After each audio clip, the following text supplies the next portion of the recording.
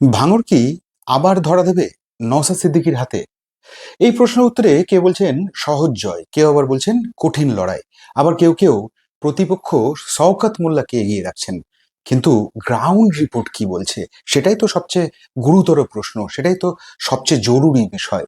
24 ঘন্টা পর খুলবে ইভিএম এর বাক্স। কোন দিকে শেষ পর্যন্ত রায় দেবে জনতা? নমস্কার, আমি অভিষেক সেনগুপ্ত, আপনি দেখছেন বেঙ্গল পলিটিক্স। আজ এসেছি এই একটা জরুরি প্রশ্নের উত্তর খুঁজতে।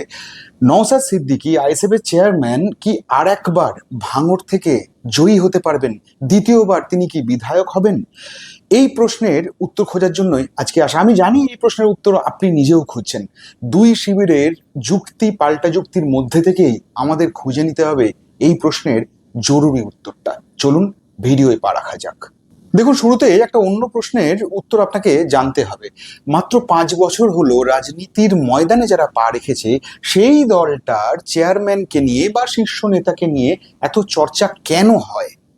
নওশাদ সিদ্দিকীর জনপ্রিয়তার অন্যতম কারণ তিনি ধর্মপ্রাণ বলে নন, তার একটা পারিবারিক ঐতিহ্য রয়েছে বলে নয়, তিনি শিক্ষিত মুসলিম যুবক বলে নয়, তিনি বিশেষ করে পিছিয়ে পড়া মানুষদের হয়ে কথা বলেন বলে তার জনপ্রিয়তা একটা বড় জায়গায় পৌঁছানোর বা জনপ্রিয়তা হু হু করে বাড়ার অন্যতম কারণ কিন্তু এটাই। আর সেই স্রোতে মিশেছে তার অভিজ্ঞতা, তার সাংগঠনিক দক্ষতা। দেখুন, দুটো জিনিস যদি মানুষের থাকে, অভিজ্ঞতা এবং সাংগঠনিক দক্ষতা, তাহলে যে কোনো মানুষ ধীরে ধীরে ক্রমশ পরিণত হয়ে ওঠেন, ক্রমশ তার মধ্যে একটা অদ্ভুত একটা বদল আসতে শুরু করে। সেই বদলটাই কিন্তু আপনি 5 বছর আগে 2021 সালে যখন বিধায়ক হয়েছিলেন নওশাদ, সেই সময়কার নওশাদের সঙ্গে যদি আপনি 3 বছর পরের নওশাদের যদি তুলনা করতে যান, দেখবেন অনেকখানি রদ বদল হয়েছে, অনেকখানি তার মধ্যে পরিণত বোধ এসছে। এই এক্সপিরিয়েন্স, এই সাংগঠনিক দক্ষতা যখন মানুষের আস্তে আস্তে বাড়ে, তখন তাকে অতীতের ছায়া থেকে বার করে একটা অন্যরকম মানুষ হিসেবে খাড়া করে দেয়। সেটা নওশাদের ক্ষেত্রে কিন্তু হয়েছে।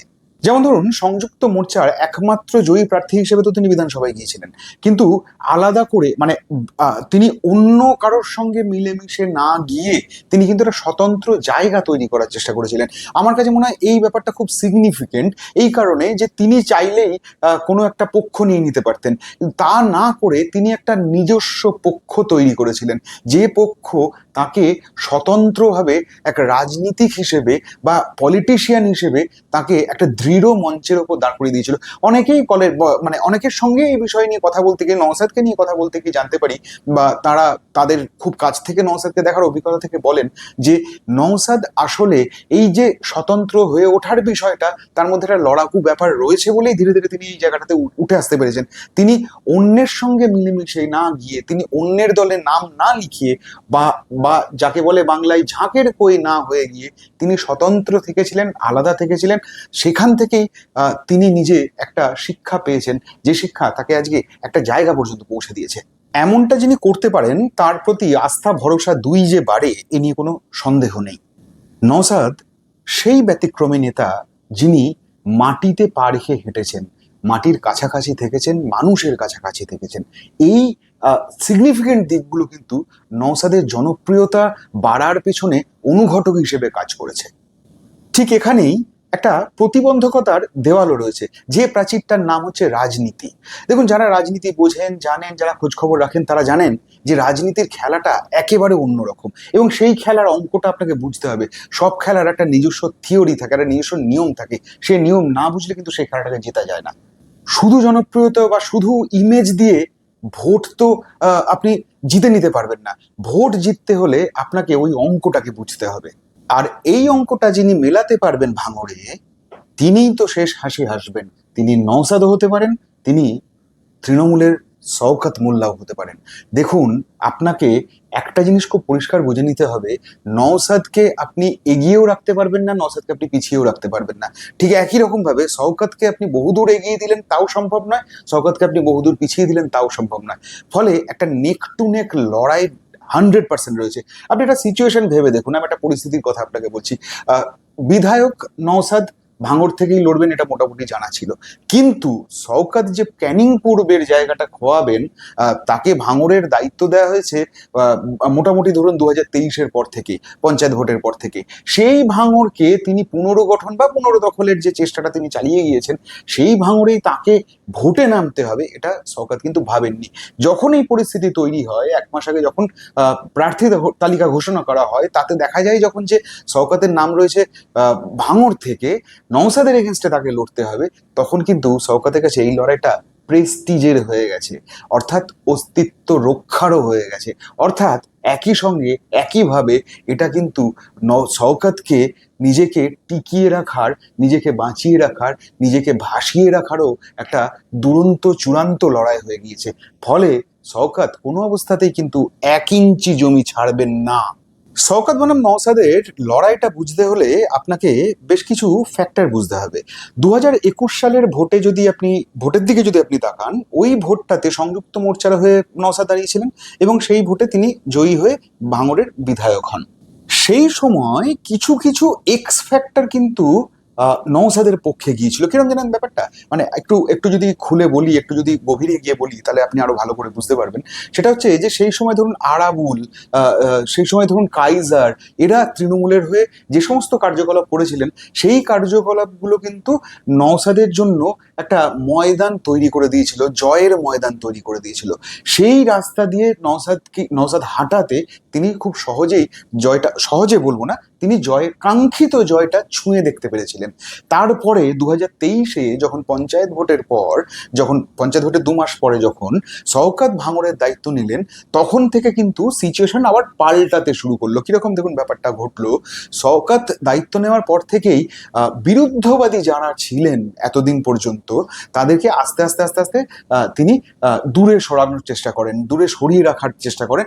করে তিনি একটা পুরনো কর্মীদের নিয়ে, যারা একনিষ্ঠ কর্মী, যারা অনেক বেশি ফোকাসড, যারা লড়াইটাতে তার সঙ্গ দেবে, তার সঙ্গী হবে, তার সাথী হয়ে লড়াই করবে, ভাঙড় দখল করব বা ভাঙড় জয় করব, এই উচ্চাকাঙ্ক্ষাকে যারা সমর্থন জানাবে, এই উচ্চাকাঙ্ক্ষা ছুঁয়ে দেখার জন্য শওকতের সঙ্গে যারা শেষ পর্যন্ত লড়াই করবে, সেই সমস্ত মানুষদের নিয়ে শওকত একটা সংগঠন তৈরি করলেন। মানে তৃণমূলেরই ওই সংগঠনটাকে আবার ঢেলে সাজালেন, যা তার পক্ষে গিয়েছে বলে কোনো সন্দেহ নেই।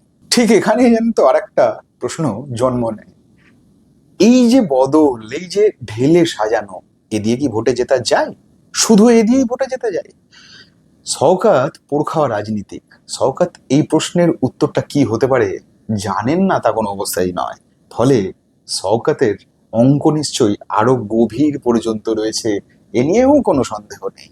ওই অঙ্কটাকে বুঝতে হবে। যদি নওশাদের জয়ের ভাবনা বা জয়ের স্ট্র্যাটেজি বুঝতে হয়, বা শওকতের যদি নওশাদকে আটকানোর পাল্টা স্ট্র্যাটেজি বা ছক যদি বুঝতে হয়, তাহলে আপনাকে এগুলোও জানতে হবে। এই পুরো অঙ্কটা বুঝতে হলে জানেন তো আরেকবার 2021 সালের বিধানসভা ভোটে ফিরতে হবে। যদি হিসেব করে দেখেন, সেবার ভাঙড়ে কত ভোটে জিতেছিলেন নওশাদ? 25,000-এর বেশি ভোটে। আবার 2024-এর যদি লোকসভা ভোটের দিকে যদি তাকান, মানে লোকসভা ভোটের যদি বিধানসভা ভিত্তিক ফলের দিকে যদি তাকান, তাহলে আইএসএফ এর প্রতিনিধি নূর আলম ওখান থেকে হারলেন কত ভোটে? 40,000-এর কাছাকাছি ভোটে। ব্যাপারটা কি দাঁড়ালো? আপনি বলবেন হয়তো যে ওটা তো আর নওশাদ সিদ্দিকী ছিল না। ফলে নওশাদ সিদ্দিকী যদি সেবার ভোটে দাঁড়াতেন, মানে 2024-এর লোকসভা ভোটে যদি দাঁড়াতেন, তাহলে কিন্তু পরিস্থিতিটা অন্যরকম হতে পারত। কিন্তু নূর আলম দাঁড়ানোয় সেই ভোট পাওয়া যায়নি। মানছি এই যুক্তি, তারপরেও কিন্তু পাল্টা যুক্তি আছে। শুনবেন সেটা কি? একটু তলিয়ে যদি ভাবেন বা দেখেন, যদি একটু তথ্যে নজর দেন, মূলত তথ্যের ওপরেই নজর দিতে হবে, নাহলে পুরো অঙ্কটা বোঝা যাবে না, বা কি অঙ্ক হতে চলেছে সেটাও বোঝা যাবে না। ধরুন 2021 সালে প্রাণগঞ্জ থেকে 10,000 ভোটে লিড নিয়েছিলেন নওশাদ সিদ্দিকী। 2024-এ মানে 3 বছর পর লোকসভা ভোটে ওই প্রাণগঞ্জেই 10,000 ভোট আবার কমে গেল। তার মানে ব্যাপারটা কি দাঁড়ালো, যে এই যে বাড়া এবং কমা, আপনাকে ভোট হয়তো বিধানসভা বদলে হয়তো লোকসভা ভোট হচ্ছিল, কিন্তু মানুষের তো খানিক খানিক বদলও ধরা পড়ছে। এই যে ফাঁক, এই যে গলদ, এটা কি শওকতের নজরে পড়ছে না? এইগুলোই কিন্তু, এই ছোট ছোট ছোট ছোট পয়েন্টগুলোই কিন্তু ক্রমশ জোড়া লেগে লেগে একটা বড় ফ্যাক্টর তৈরি হয়ে যায়। তখনই ফলাফলে সেই ফ্যাক্টর একটা প্রভাব তৈরি করে। এবার আসুন দ্বিতীয় দফার ভোটের কথায়, মানে আরো ভালো করে বললে এবারে বিধানসভা ভোটের কথায়, এবং যেটা দ্বিতীয় দফায় ভোটটা হলো এবং যেখানে ভাঙড়ে ভোটটা হলো, সেখানে কিন্তু আপনি একটা তারতম্য চোখে পড়বে আপনার, যদি আপনি একটু খোলা চোখে দেখেন। মোটামুটি ভাঙড়ে 2,72,000-এর মতো ভোটার, বা একটু বেশি একটু কম ভোটার, যার মধ্যে 80,000 হিন্দু ভোটার। দেখুন, যদি বিজেপি ঠিকঠাক প্রার্থী দাঁড় করাতো এই ভাঙড় থেকে, তাহলে এই 80,000 ভোটার বা 80,000 ভোট তারা দখলে নিতে পারতো মোটামুটি, এটা এটা খানিকটা বলা যায়। সেটা যখন হলো না, মানে বিজেপির যিনি প্রার্থী হয়েছেন তিনি সেভাবে প্রচার না করায়, মানে প্রচার নিশ্চিতভাবে করেছেন কিন্তু সেরকম জনপ্রিয় মুখ ছিল না, বা যিনি একদম মাটি আঁকড়ে পড়ে থাকবেন, যিনি একটা তুমুল লড়াই দেবেন, তিনি পেনিট্রেট করবেন, এই ব্যাপারগুলো মানে এই ব্যাপারগুলো বিজেপির প্রার্থীর দিক থেকে সেভাবে দেখা না যাওয়ায় যেটা হয়েছে, মনে করা হচ্ছে এই 80,000 ভোটের ম্যাক্সিমামটা, মানে 80,000 হিন্দু ভোটের ম্যাক্সিমামটা তৃণমূলের দিকে চলে যেতে পারে। মোটামুটি ভোট পড়েছে 96.19%, ভাঙড়ের ভোটের যে পার্সেন্টেজ কয়েকদিন আগে যেটা আমরা দেখেছি চোখে। ফলে ভোট একটা বিরাট পরিমাণে পড়েছে। এর মধ্যে মনে করা হচ্ছে প্রায় 80 থেকে 83টা 86টার মতন বুথে তৃণমূল লিড নিতে পারে, যদি ব্যাপারটা এই দাঁড়ায় আর কি, মানে এই অঙ্কে, ওইদিকে 80,000 হিন্দু ভোট, এদিকে ধরুন 80-86টা বুথে তৃণমূলের একটা পেনিট্রেট করার একটা সম্ভাবনার জায়গা যদি এভাবে খুলে যায়, তাহলে কিন্তু ভোটের অঙ্ক যেটা যেটা মাপা হচ্ছে, যেটাকে ভাবা হচ্ছে, বা যেটা দিয়ে ঘুঁটি সাজানো হচ্ছে সেটা কিন্তু ঘুরে যেতে পারে। এইভাবে যদি আপনি ভাবেন, তাহলে কিন্তু অঙ্কটা আপনার কাছে খানিকটা একটু একটু করে কিন্তু পরিষ্কার হয়ে উঠবে। অঙ্কটা যখন এমন টান টান, তখন নওশাদের বিরুদ্ধে কিছু গর্জন শোনা গিয়েছে। বিশেষ করে ভোটের দিন নওশাদ যখন বিভিন্ন বুথে ঘুরে বেড়াচ্ছেন, তখন শোনা গিয়েছে সেটা স্লোগান বলুন, গর্জন বলুন, বা বিভিন্ন মানুষের তাদের সমবেত একটা কণ্ঠ বলুন, যেভাবেই আপনি বলুন, কোরাস বলুন, যেভাবেই বলুন, কিছু মানুষ, তারা শওকতপন্থীও হতে পারেন, আমি সেটাও একেবারে অস্বীকার করছি না, কিছু মানুষ কিন্তু দাঁড়িয়ে বলেছেন যে ভাইজান, শুধু রক্তদান শিবির দিয়ে ভোট জেতা যায় না। এটা কিন্তু খুব গুরুত্বপূর্ণ একটা বিষয়। এই ছোট ছোট ত্রুটি অনেক কিছু অনেক সময় বদলে দেয়। আর এই বদলে যাওয়া পরিস্থিতি নওশাদ জানেন না তা নয়। নওশাদ খুব ভালো করে জানেন এবারের ম্যাচটা তার জন্য সহজ নয়, বরং এবারের ম্যাচটা তার জন্য গতবারের তুলনায় আরো বেশি কঠিন। শওকত মোল্লাকে বিট করা definitely one of the hard task. তারপরেও চৌঠা মে কোন জাদু বলে নওশাদ সিদ্দিকী দ্বিতীয়বার ভাঙড়ের বিধায়ক হতে পারেন? দেখুন, নওশাদের বেশ কিছু পজিটিভ দিক আছে যেগুলো আপনি একদম অস্বীকার করতে পারবেন, এবং এই পজিটিভ দিকগুলোর জন্য কিন্তু নওশাদকে নিয়ে এত চর্চা হয়, এত কথা হয়।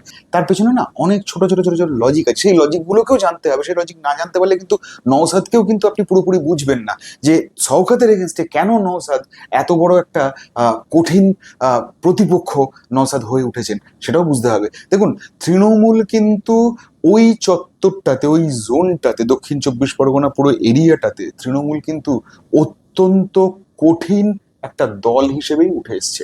গত ভোটে তো বটেই, তার আগের ভোটেও কিন্তু রীতিমতো দখল রেখেছে দক্ষিণ 24 পরগনার। ফলে নওশাদের জন্য এই দক্ষিণ 24 পরগনার রাজনীতির রসায়নটা অনেকটা বদলেছে, ইকুয়েশন অনেকখানি চেঞ্জ হয়েছে।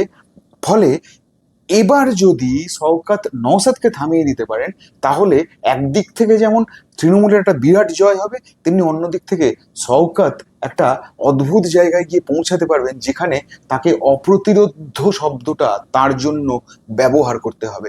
এইটা কেন, যে কারণে কেন নওশাদকে আটকাতে এতটা মরিয়া, সেটা বুঝে উঠতে পারবেন। কারণ নওশাদের এমন এমন ছোট ছোট বেশ কিছু প্লাস পয়েন্ট আছে, যেগুলো কিন্তু অনেক নেতার মধ্যে দেখা যায় না। কি কি জানেন সেগুলো? এক, নওশাদ হার না মানা চরিত্র। দুই, নওশাদ ধর্মের ঊর্ধ্বে উঠে রাজনীতি করতে জানেন। তিন, পরিবারের ঐতিহ্য বলুন বা ফুরফুরা শরীফ, যেভাবে আপনি দেখুন না কেন, সেখান থেকে বেরিয়ে এসে কিন্তু রাজনীতিক হিসেবে নিজেকে প্রতিষ্ঠা করার চেষ্টা করেছেন এবং প্রতিষ্ঠা করতে পেরেওছেন। চার, তার ইমেজ, অল্প বয়সে এই লড়াই তাকে না তরুণ প্রজন্মের কাছে, বিশেষ করে তরুণ প্রজন্মের কাছে তাকে না আইকন করে দিয়েছে। পাঁচ, মানুষের জন্য সবসময় গর্জে উঠেছেন, যখনই প্রয়োজন পড়েছে তাকে সামনে দেখা গেছে, একদম সামনের সারিতে গিয়ে দাঁড়িয়েছেন, লড়াইয়ের জন্য উঠে এসছেন। এটা নওশাদের কিন্তু অত্যন্ত পজিটিভ একটা দিক। ছয়, সারা রাজ্য জুড়ে যখন বিকল্প রাজনীতির কথা উঠছে, নওশাদ কিন্তু তখন সংখ্যালঘুদের জন্য লড়াই করছেন। 7 নম্বর পয়েন্ট যেটা, which is seriously important, যেটা আপনাকে বাদ দিয়ে আপনি ভাবতে পারবেন না কোনো অবস্থায়, সেটা হচ্ছে ধর্মীয় যখন মেরুকরণের রাজনীতি চলছে সে সময় নওশাদ হিন্দু মুসলিম করছেন না। দেখুন, এত পজিটিভ দিক যার রয়েছে তাকে যদি আপনি নিশ্চিতভাবেই জননেতা বলে ধরেন, তার উল্টো দিকে থাকা যে লোকটা, সেই লোকটাও কিন্তু কম কঠিন প্রতিপক্ষ নয়। একই সঙ্গে আপনাকে এটাও মাথায় রাখতে হবে সেই প্লেয়ারই ভালো প্লেয়ার যে কঠিন ম্যাচ জিততে পারে। নওশাদ সিদ্দিকী কিন্তু জাতীয় স্তরের ভলিবলার ছিলেন, ফলে কঠিন ম্যাচ কিভাবে জিততে হয় তাকে আর নতুন করে শেখানোর দরকার নেই। ভাঙড় যদি জেতেন আর একবার নওশাদ সিদ্দিকী, তাহলে নওশাদের ক্ষেত্রেও কিন্তু ওই একই শব্দ ব্যবহার করতে হবে যা একটু আগে শওকতের জন্য করেছিলাম, আনবিটেবল বা আনস্টপেবল বা অপ্রতিরোধ্য নওশাদ সিদ্দিকী। আজ এই পর্যন্তই। আসছি পরের ভিডিওতে নতুন কোনো ভাবনা নিয়ে, নতুন কোনো এপিসোড নিয়ে। আশা করি এই ভিডিওটা আপনার ভালো লাগলো। ভালো থাকবেন,